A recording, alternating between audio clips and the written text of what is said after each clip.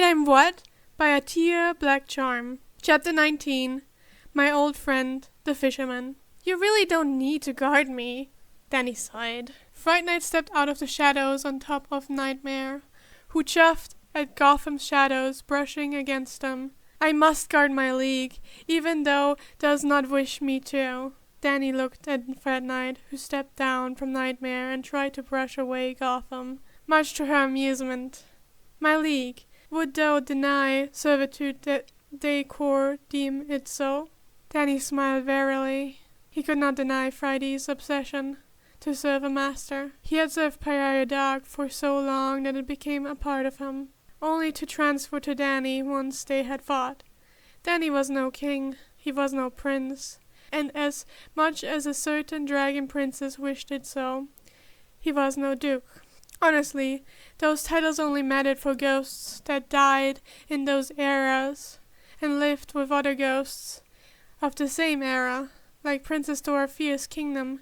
Besides that, there wasn't royalty in the Infinite Realms. The only true name that held immense power was an ancient, referring to those such as Clockwork or Pandora. Sure, they were notable and powerful ghosts, but there was no king. Yet Friday called him my league, his master. What an odd duo they were. Fine, Danny gave in, but walk beside me, and don't worry, Gotham won't do anything to Nightmare. As you say, my league. Though I must say, Lady Gotham is much too familiar. The Lady Shadows linger. How Friday could make a head covered by a helmet look betrayed, as Danny laughed, he didn't know. A few of the blob ghosts curled in close at the sound of his laughter. Friday's indignation at the little things made him laugh even harder. A few of the blobs even floated down to the shadows that were amongst Nightmare's feet, and Lady Gotham, as Friday so politely called her, was filled with glee in the whistling wind and the light pokes of her shadows. It would be fair for Danny to say that he was not alone in the streets. If it wasn't one for the little shadows, or Petty dragging him out of a building, it was a blob ghost chittering as it rested on his shoulder, or Fright Night guarding him from the corner of his eye, and only when Danny insisted by his side. As much as it was appreciated, Danny couldn't help but feel the restlessness of needing to run off, knowing no one could follow, the freedom in doing whatever he pleased as he did in the realms. Gotham, of course, was more than glad to provide distractions in aid of a fellow spirit. At some point after being continuously followed by Fright Night for a couple of days, Danny managed to escape, something that surely would result in Danny being subjected to a disappointed and worried aura from Fright Night when he returned. He made his way to Sandra's apartment, which he would have been dragged there at some point by Eric, as per Sandra's orders. He wondered what Fright Night would have thought of that, though that thought quickly left his mind when he walked in to see Zipper putting makeup on Eric, while Sandra's busted laptop played a video of a tutorial. 3 blob ghosts bobbed around, one around the computer. The other curiously inspected the makeup, and the last one was resting on Zipper's shoulder. Eric froze up when Danny walked in, but Zipper simply raised an eyebrow at Danny, "Sup?" and continued to apply what looked like blush. The video continued to play, and Danny watched as Zipper attempted to follow the technique they spoke of. It was pretty interesting and looked like it wasn't the first time they had done this, though Danny couldn't help but ask, "Shouldn't you not use someone else's makeup? Aren't there, like, germs or something?" Zipper shrugged, while Eric waved him off. "It's fine. We'll have used Sandra's makeup before, and we know how to clean. We're not heathens." "Oh, big word, heathens," Zipper teased. "Shut up." "Yeah," Danny leaned against the wall. "Sandra doesn't seem like she'd be bothered, but..." He tilted his head. "Really considering that this is stuff I know Elisa let her." This time, both Eric and Zipper froze, looking wide-eyed at each other before at Danny. "You're joking, boss." "Nope." In response, the two were a flurry of movement, trying to gather all the pellets and erase any sign that they were using them. It was almost funny if Danny hadn't been interested in seeing if Zipper could actually do their eyeshadow the way it was in the video. Now it was smudged by a too quick wipe of remover. "Wait!" Zipper yelled, and they froze again before turning towards Danny. "You can't snitch if you're an accomplice." "Excuse me?" Sadly, Danny was not given an answer, and instead was jumped by two desperate kids who were afraid of Alicia's wrath, but too curious for their own good, though the smiles on their faces as they applied some sort of makeup to match Danny's fisherman hat and sweater really said otherwise. Either way, Danny didn't move, because if he was going to risk his skin using Alicia's eyeshadow, it better come out looking good. Danny could have honestly avoided all of this if he had just stuck by Fright Night. However, the amusement that Gotham was particularly glowing with was worth it. Tim liked to skate. It was something that he was actually pretty skilled at, and not by necessity of being a vigilante. It was his own thing to enjoy if he wished to. The only thing he had to do was go to what everyone called the skate park, which was not an actual skate park, was dressed differently. Then, surely enough, no one would be able to match the well-dressed and well-mannered Timothy Drake to the comfortably dressed and somewhat bruised Tim, who was cursing the gods for the one move he was just not getting down today. The only ones to arouse him were the other skaters, who laughed at his frustration, as was the very much encouraged and routine social practice in such places. At least that was a nicer way of how Damien had once said it. Either way, it was a good day. That is, until the kidnappers showed up. They tended to recognize their victims, seeing as they were following them around all the time. Tim scowled in frustration when that stupid van showed up, and a few very suspicious guys popped out. He knew the routine, was annoyingly familiar with it. In fact, surely enough, the men were already trying to push people out of the way as they drew nearer. His scowl deepened. Great, they were amateurs too. Tim already pressed his panic button, though in this case it was more like some annoying shit happening while a civilian. So all he had to do was wait for one of his siblings to show up. The idiots didn't need any more time than they deserved. At that end he was a bit pissed. He was almost getting the hang of the move that one of the older guys, Jacob, showed him. He gritted his teeth when he saw the men just outright aiming to do everything in public rather than somehow seclude him. Really, amateurs. Wasn't he worth someone more experienced? At the first grab from behind, Tim was more than happy to throw back his elbow into their face, especially since it was currently fitted with his very own elbow pad of his own design. There was a very audible and satisfying crack. One of the other men cursed when the guy fell down behind Tim with blood pouring down his face. "Fucking shit!" he said before running at Tim, straight on and throwing a punch, particularly serving himself up on a silver platen. It was annoyingly easy to block the punch, grab them, pull them down, then knee them in the ribs compared to the trick from earlier. Another audible and satisfying crack filled the air. Tim should honestly patent his elbow and knee pads. There were several men still left, and he was just getting warmed up. One of them was reaching into their waistband, which he was less happy about. Then suddenly, something blue crashed into them. For a moment, Tim thought it was Dick, because of the blue. But Tim didn't remember Dick being so short. That and his fighting style was different than usual. This was almost all chaos, but efficient. Meanwhile, Dick was a bit more graceful and focused, by loving to interject some acrobatic moves and tricks into it too. Although Tim has seen Dick rocking makeup like this person was, there was also a smile on their face. They were having fun, and Tim couldn't even judge them either, considering the satisfaction he was getting. If someone else was going after the would-be kidnappers, then Tim wouldn't have to care so much for his image. That and this wasn't a fancy gala. When some of the other skaters cheered and started to throw shit at the men, that only made it better, and Tim couldn't help but smile. They didn't press their civilian panic button often.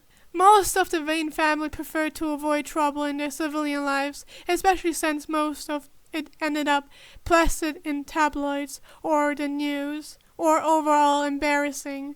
Typically, kidnappings were embarrassing because they knew they could avoid them or get out if they were allowed to show all the skills that they had. Sometimes they could let their skills show because of Dick's background. And each of them, as a family, did have training in self-defense according to the public. But it had to be enough that it wasn't suspicious, and if someone showed up with a gun, protocol was to avoid it at all costs. Still, things happened which led to them being called from the police station for something that they already handled. Then things still get printed into the next day's papers, ready for Bruce's viewing at breakfast, where they avoided eye contact and asked for an extra serving from Alfred, much to the man's amusement. This time, Tim was the one who pressed the button. The pattern signaling it was a kidnapping. They kept an eye on the location a signal headed there. Funnily enough, it didn't move that much. Still at the skate park, Agent A? Yes, signal. No movement has been shown. Police are on the way. When Duke came within sight of the park, he saw an interesting scene. He had figured that Tim would put up a fight, maybe slip out of the kidnapper's grasp, or throw a punch or two. What he was not expecting was to see Tim using hot pink Barbie helmet as a blunt force weapon on one of the very obvious kidnappers, or smiling as he did so. "Seabat!" someone yelled, and there, amongst the scuffle where at least 2 men were already on the ground, was a teen on the back of a man and choking him out in what was clearly a weird naked joke. Their voice sounded familiar, and with that name, Duke found himself asking incredulously, "Fisher?" while also taking out 2 men with his eskrima sticks. Other who tried to make a run for it got the same treatment. Meanwhile, Tim dispatched a man by giving him a bloody nose with a snout of a unicorn. Duke quickly secured the man with proper restraints and sent an update to Agent A. He had just finished with the message as Fisher finally came up to him, the whole time dragging the man he choked out behind him by his foot. They were wearing an old, overly large navy blue knitted sweater and a matching knitted fisherman's hat. Their pants were dark cargo with multiple pockets and work boots. It was like someone dressed themselves after a fisherman and a foggy dog. They even had makeup on, blue eyeshadow with white accents that brought out their eyes. Stephanie would have loved the look if she could see it.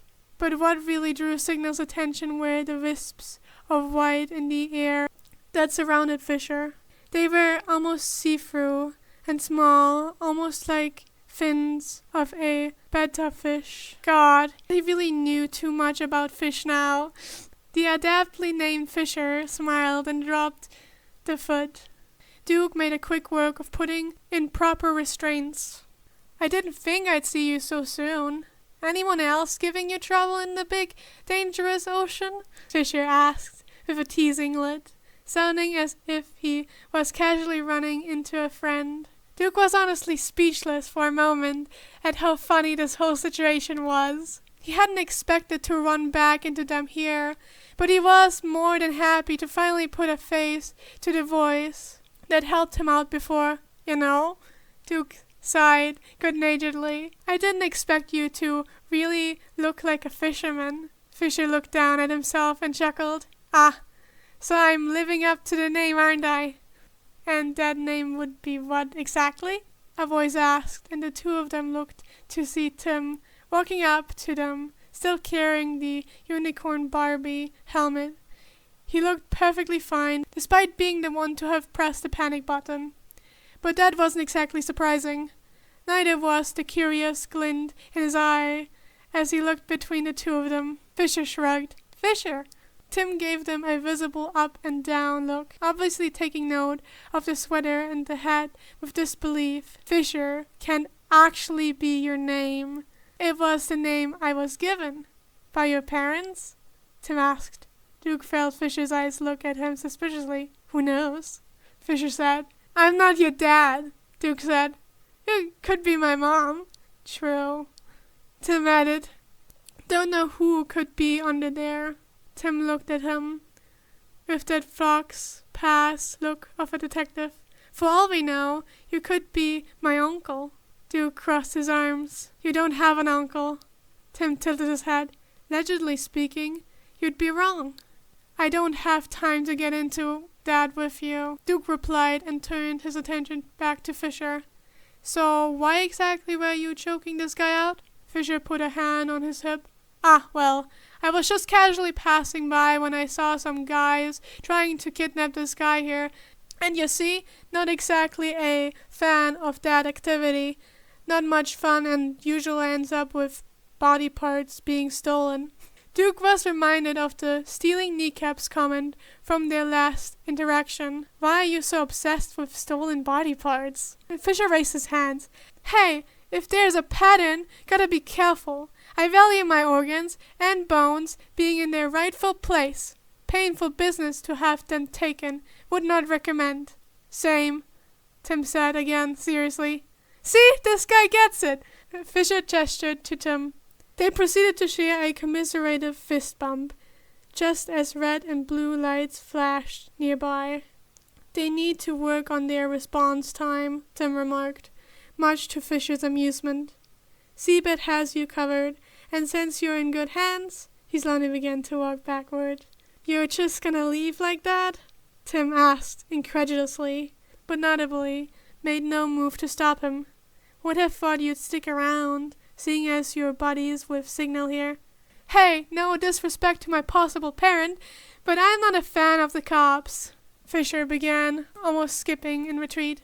I'm a free spirit, and plan to stay that way. He waved them goodbye before slipping into the crowd that had grown as police officer officially made their way onto the scene and began to secure the would-be kidnappers with actual cuffs.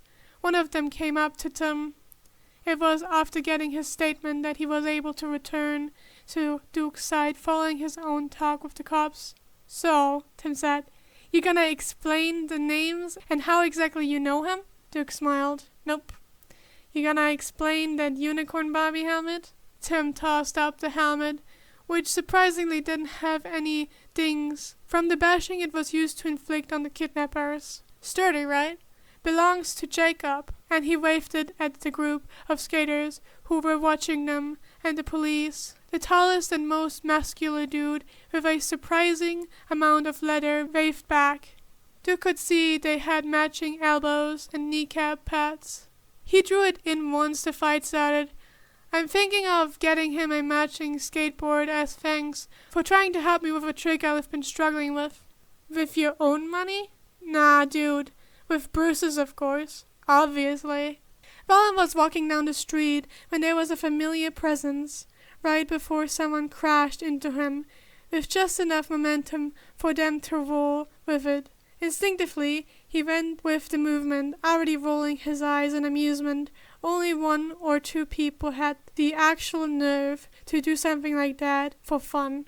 As they finally stopped rolling, he looked to see Danny laughing as he calmly sat on top of Valen like it was the most normal thing in the world. Shit! Valen! Danny slid off and pulled Valen's hand to pull him up with ease that still occasionally surprised Valen. At the shift of light, Valen got a better look at Danny's face. You let the girls do your makeup? Nah, it was Zipper and Eric. Not bad. But you look like a mermaid. I figured. Danny shrugged. Do I pull it off? You sing too badly to be a mermaid, Waylon replied and laughed at the offended look on Danny's face and ruffled his hair before continuing his walk. Danny followed him, and the two of them went back to the observatory, where Grundy was playing with Joe's radio again. When they walked in, Grundy gave Joe back controls as he turned his attention to the two of them. He grinned in acknowledgement to Waylon, but paused at Danny. Then Grundy walked up to Danny and grabbed the back of his sweater and lifted him off his feet, bringing his face to equal level as his own. Danny, of course, let him. The sweater was big enough to give him slacks, and he wasn't joking. He never seemed to mind. Grundy brought him close to his face. "Pretty," he said simply. Then he beamed. "Thank you! At least someone appreciates it." He side-eyed Waylon. Grundy looked over to Waylon, who ignored them, then at Joe, who was smiling, then back at Waylon. He sucked over and essentially shoved Danny into Waylon's face. "Damn, Chit is fishing for compliments, Grundy," Waylon said in response, purposefully not looking at Danny, who was literally right in his face. "Well, I'm a fisherman, according to some people." Waylon finally looked at him, particularly going cross-eyed from how close Grundy was holding him. "What are you is a little shit. I have multitudes." Danny quipped back. "What you do, for fuck's sake? Grundy, let the kid down. You're stretching out the sweater." Danny laughed as he was set down. It was the same unknown civilian as before, Bruce asked, once he received the verbal report after Duke gave a quick rundown of what happened when Tim pressed his panic button. "Yeah, same voice, and he recognized me, called me by the same name as before, Seabat, and his name that he decided to respond to from you is Fisher." Duke snorted. "Yeah, there was a whole theme going that day about fishing and stuff, so it kind of stuck. Fisher apparently is a fan of wordplay, like Dick. I'm sure he will find that riveting." Bruce joked with Duke. "And Fisher is an adept name, given the description of what he was wearing. Though I'm curious about the wisps you saw." Duke was too. He hadn't seen anyone like that before, which was saying a lot. He got to see all sorts of shit from living in Gotham, even more as a vigilante, but never had seen those wisps. The way they had stayed near Fisher the whole time, and their movement was particular, as if in water of some sort. Honestly, he was getting too caught up in the theme, but they really reminded him of fish. They didn't do anything other than move around Fisher the whole time. He didn't really acknowledge them either, so I don't know if it's just something I saw, or maybe he is so used to it," Duke said. "Tim didn't see anything. Tim didn't report any similar phenomenon, but it's too early to disregard that Fisher knows about these wisps," Bruce commented. "It's good that they didn't pose a threat at the time. It could be some latent ability or something new in Gotham. I wouldn't be surprised. I've noticed that Constantine has been visiting different parts of the city." "Oh, about what?" At this Bruce grimaced. Duke snorted. Constantine was a thorn in Bruce's side and liked to keep him out of the loop, which Bruce hated. "Yeah, well, hopefully it's nothing bad. Dealing with all the shit before was annoying enough." Bruce nodded. The Joker is still locked up, and there was confirmation that Black Mask passed away. The Electrium was different from what we've seen before, not as refined or stable. The Joker said that he was like a toy that ran out of batteries, so it may have been his plan. Also, I wanted to let you know that your attempted kidnapping was another part of Joker's game. Robin and Spoiler found a list of his must-dos regarding his plan of chaos, so to speak. Not surprised. It wasn't the greatest feeling having someone want samples from me. Duke flexed his back, feeling the phantom sensation of fingers priming at his armor. But they didn't even have the right equipment for shit like that. Who even tries to do that in a moving vehicle like that too? Bruce was pensive. "You're not wrong. Getting blood, even from a cooperative patient, can be difficult. Finding the right method and even angle is a skill, especially outside in the field. There's also the specifics of wanting a deeper sample of sorts that could require specialized instruments or a more sterilized field. It's extra. Bruce stopped when he noted Duke's quiet smile at him. His eyes shined, a bit amused. Duke smiled softly. Don't mind me. Just thinking about Alfred's. Woe is me about you being a doctor before Batman. Bruce flushed slightly. I'm not surprised. He wasn't exactly happy with my decision to stop going to medical school. I will admit it was a bit fun, and it's useful. Helps that you remember everything, though.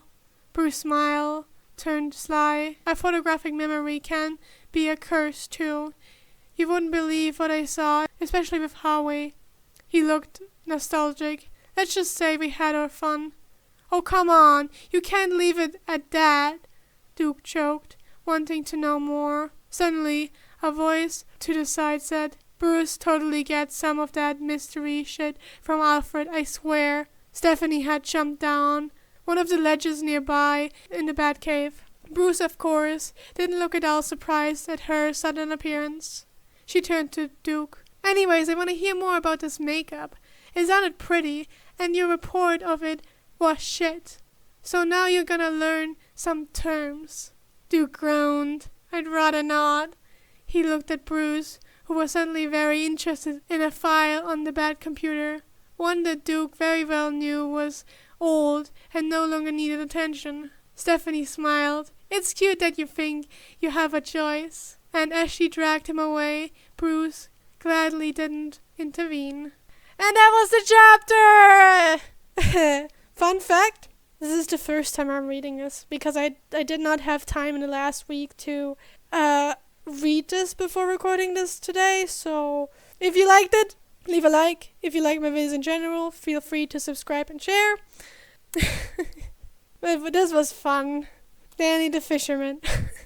You should really, though, go back to the story itself, go to the link in the description, and always look at the notes that they leave at the end, because those are great. My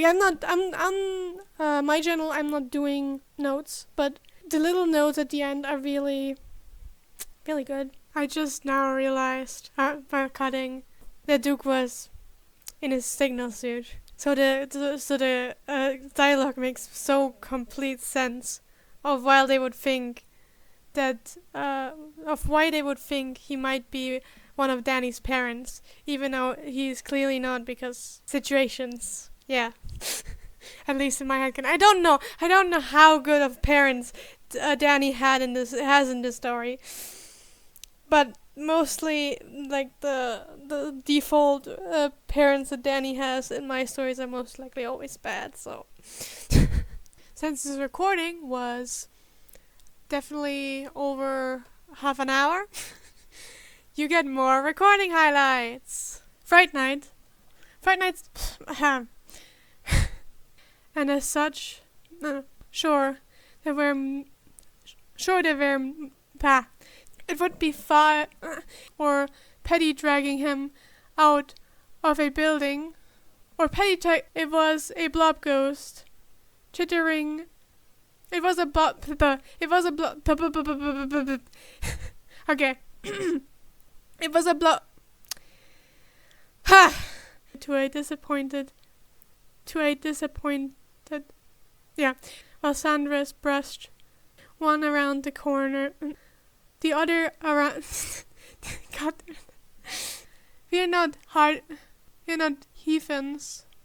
No, I think I said that wrong. Heathens. Trying to gather all the platers. Wait, what? What the fuck?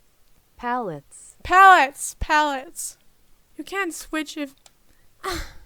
You can't snitch if you're You can't snitch if you're not. Sad. You can't snitch if you're not. Either way, Danny didn't move because if he was going to risk his skin.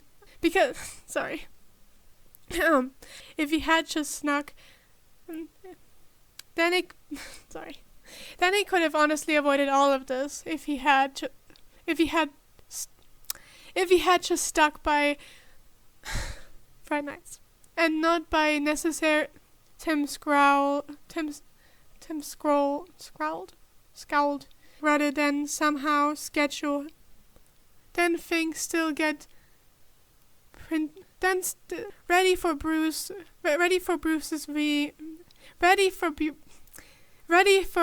viewing at the goddamn. And there, amongst the shovel, where at least two men were scuffle, not shovel, with his other at a froggy dog, despite being the one to have pressed. Duke was reminded of the stealing kneecaps.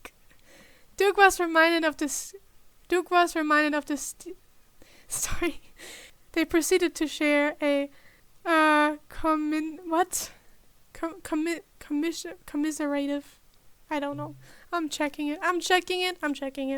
Commiserative. It is commiserative. Okay. From the bashing, it was used to inflict knee pads. He drew it in for trying to help me with a trick. Then Grundy walked up to Danny.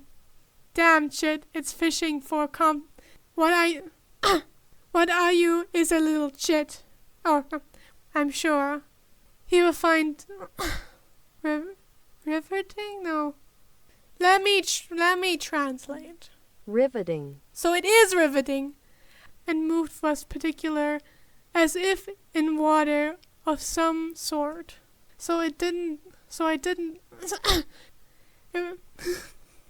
I wouldn't be surprised.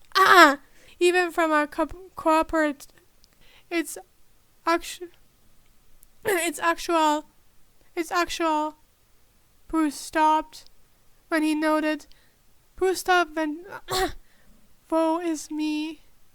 Is that? Whoa. It is woe. One of the ledges. Enjoy the rest of your time and see you next time.